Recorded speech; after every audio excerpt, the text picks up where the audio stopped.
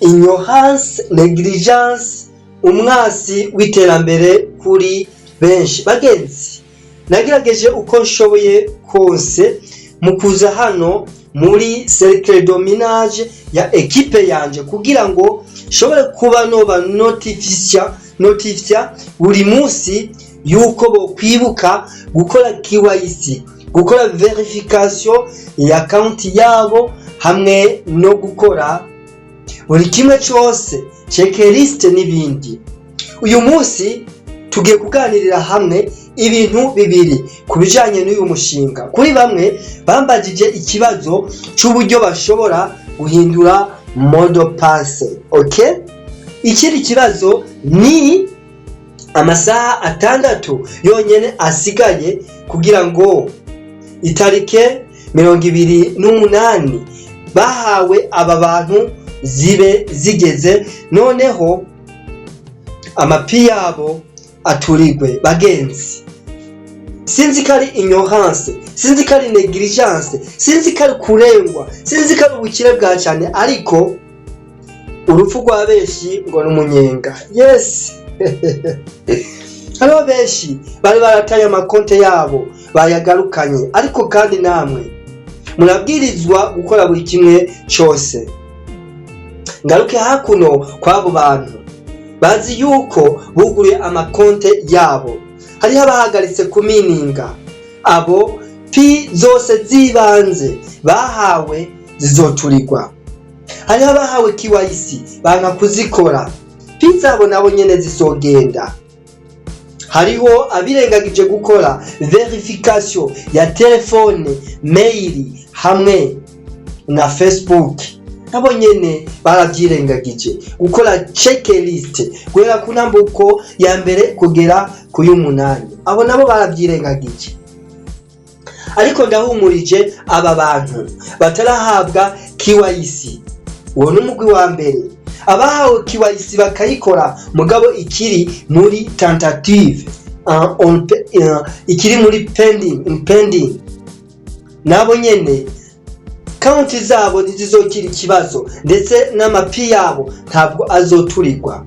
Ariko muntu birengagije gukora izi verification, checklist hamwe na KYC, ntaco wanze kandi ntabwo biriko biratunezereza. Utwara ababwiye we nimwumva.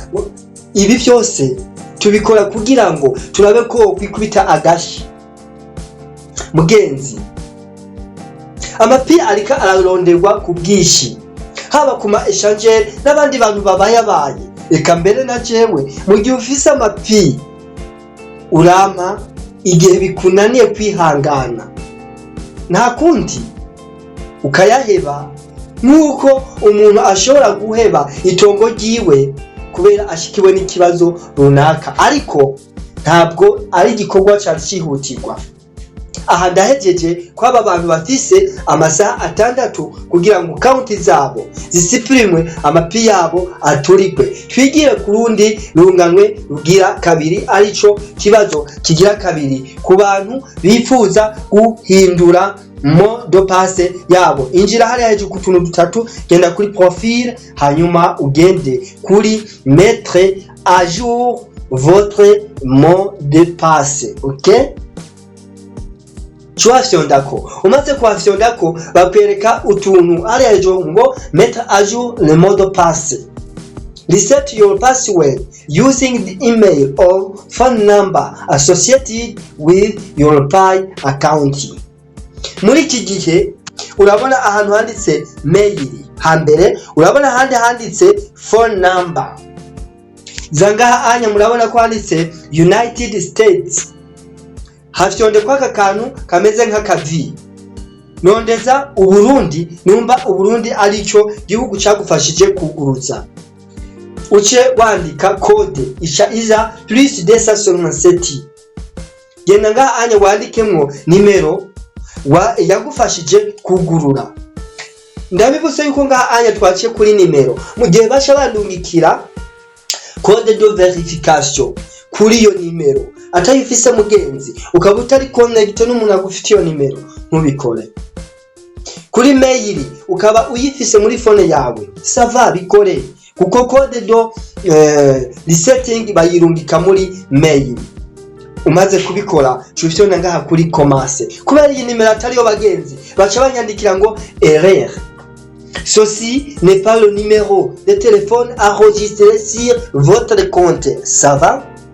Muri iki gihe kubera atariyo nuguje cangira hoto wewe wandikemwo nimero nyayo ukurikize ivyo bagusaba kugeza yaho bakurungike code de verification uce uyizana uyishiremwo wandike mode passe uzi neza kandi risekirize. Mbe mode passe risekirize ibimeze gute? Nk'akarorero reka twandike face@nd akanyenyeri, iyo onya yoba ari code iri sekirize kuko irimo indome nkuru, indome ntonya, ibiharuro n'utumenyetso gatangazi kabaza ainsi de suite. Uwoba uri mushasha kuri igicano, uwoba utaramenya uburyo ushobora gukora checklist KYC verification ya nimero ya telefone, kora sabone ubwa mbere.